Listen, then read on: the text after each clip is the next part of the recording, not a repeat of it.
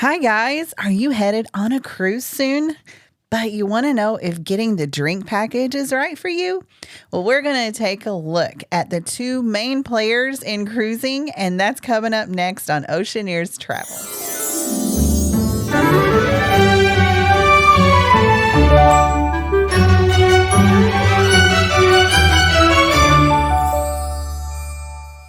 Hi, guys, and welcome in. I'm Robin with Oceaneers Travel, and today we're going to discuss drink packages. Are these drink packages right for you?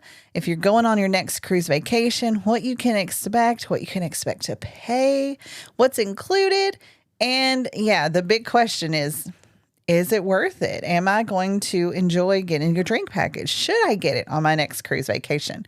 So today we're going to take a dive and look at what Carnival and Royal Caribbean have to offer for drink packages. Now, these are going to be very different in some aspects and a lot alike in others. So stay tuned and we'll talk at the end about if it's worth it and what you need to expect to make it worth it for you and your family. All right. So first off, let's talk about the price. If you go on a Royal Caribbean ship or if you go on a Carnival ship, what are you going to be expected to pay for a deluxe beverage package that includes your alcohol? Now, over on Carnival, it's called Cheers. That's what they call their beverage program. And you can expect to pay $59.95 per day per person for this service. Now, if you are on Royal Caribbean, prices are trending a little bit higher, anywhere from $70 to $90 a day. Sometimes more is not unheard of. And that is for their deluxe beverage package, which is what they call their package that has the alcohol included.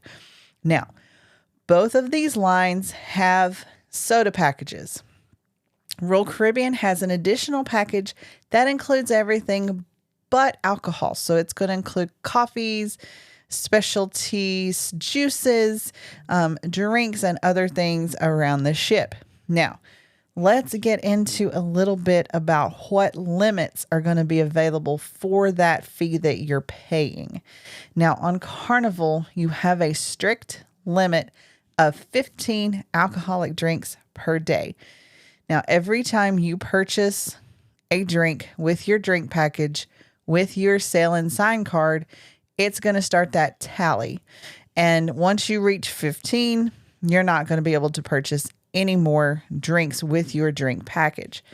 Now, other non-alcoholic beverages are still going to be unlimited and included, your sodas, your coffees, etc. Over on Royal Caribbean, it's truly unlimited. If you want to get up and drink from 7 a.m. until 2 a.m., I mean, that's absolutely fine. You can do that. However, they have a limit of $14 per drink. So there are some signature cocktails on board that will cost a little bit more than that. If you want to purchase those, you are going to have to pay that additional cost. So anything over 14, you're going to be responsible for. Now, we get a lot of questions about sharing. People say, oh, well, I'll just get the package. And then my wife, she doesn't necessarily drink, but she'll like to have a glass of wine. So I'll just order that for her. No, you can't do that. That is kind of how we got to where we are today with drink packages, was the sharing. People were not, people were taking advantage of the packages and, using it and abusing it. And so now they've implemented a rule where if one person in the cabin that is over 21 buys the drink package, the second person must also do that as well. Now with Carnival, they just have the one Cheers package. So if you're in the cabin with your wife or your husband or whoever, your friend, if they get the package, you're going to have to get it too. Now theirs is $59.99. So I think you're getting a little bit better of a deal than if you go over to Royal and have to pay the $70 to $90 per person. There's one caveat with Royal Caribbean. If you call in to Royal Caribbean, explain your situation if you don't drink or say you're pregnant or have some kind of medical condition that prevents you from consuming alcohol, you can get the refreshment package added onto your account additionally with the one person buying the deluxe package. So that is an option for you. I have had several people be able to do that and call in and get that without any trouble. Okay. And also think about with the refreshment package, if there's one night where you would like to have a cocktail, then you're only paying for the additional alcohol. You're not paying for any of the mixers. So it is a slightly lesser cost for that. So just keep that in mind. All right. So let's talk about what's included. What is absolutely included on your ship with your beverage packages. If you have Carnival's Cheers package, it basically includes everything. The only thing it's not going to include is a few very high signature top shelf cocktails and anything with a souvenir glass or cup of any sort. Those are going to be an additional cost if you want to purchase those.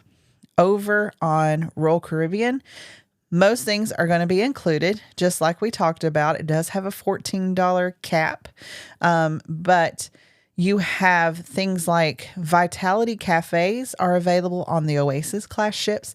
You're going to have smoothies there and juices that you can get that are on the healthier side. Coffee, tea, soda, premium juices. The only thing that's not included with your beverage package on Royal Caribbean is any standalone Starbucks kiosks. Some of the bigger ships have standalone Starbucks.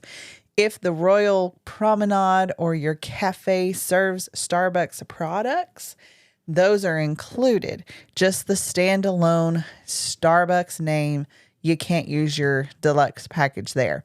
But if you have loyalty points with Starbucks, then you can use that at your Starbucks kiosk. All right. So where does your drink package work? Obviously, it works on your ship. From day one, as soon as you get on board till the night before you leave, or sometimes even the morning that you're leaving, if you want to grab a coffee before you go, everything is still in effect and you can use that drink package. Also, if you are going to any of your ship's private destinations, Half Moon Key, the upcoming Celebration Key, Cocoa Key, Labadee, all of your drink packages are going to work there with your respective line. Okay, so that's a great feature.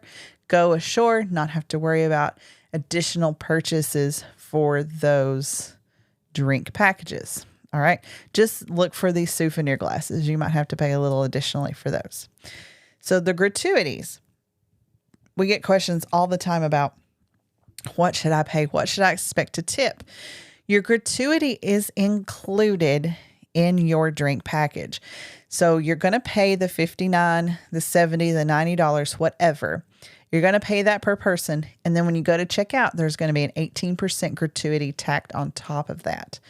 So just be aware that at the end, you're going to see an additional amount, and that is your gratuity. Now, I like to tip my server maybe $1 here or there for them bringing the drink to me, especially if I'm getting a drink from the pool or the hot tub. Then I might give them $1 or something here or there just to keep them coming back to ask me if I want another one. Keep that, squeaky wheel greased, if you will. If you keep tipping them, then you know they're going to come back. Now, that's completely optional. You're welcome to just walk up to the bar and get the drinks yourself. But I think it's a nice courtesy is if you're having a server bring something to you, that you're tipping them additionally here and there. All right. So that brings us to our last question. Is it worth it?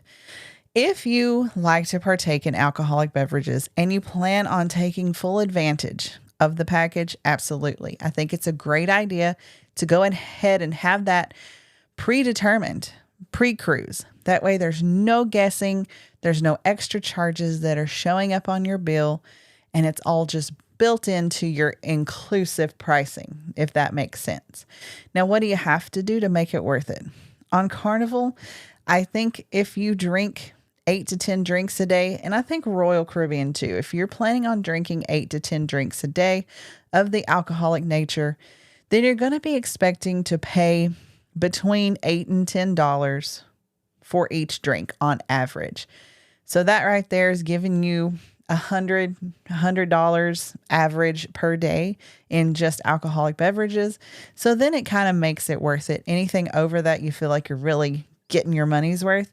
But anything less than 8, and I think you're probably better off just paying as you go. But it definitely just depends on your preference. Sit down, write it on paper, take a look at what your days look like. If you have a heavier port day, you know that you're not going to be using the drink package as much. But if you have a day at sea, then you might make up what you missed the day before. So look at your itinerary, look at your current situation. What is your preference? And make a decision from there. Guys, I hope this has been very informative for you. If it has, please give us a thumbs up. Make sure you subscribe before you leave. Let me know in the comments below if you want me to review any other cruise lines, beverage policies, or anything else with Royal Caribbean you'd like me to go over. I'm happy to do that for you. But until next time, friends, it's been fun. See you later. Bye.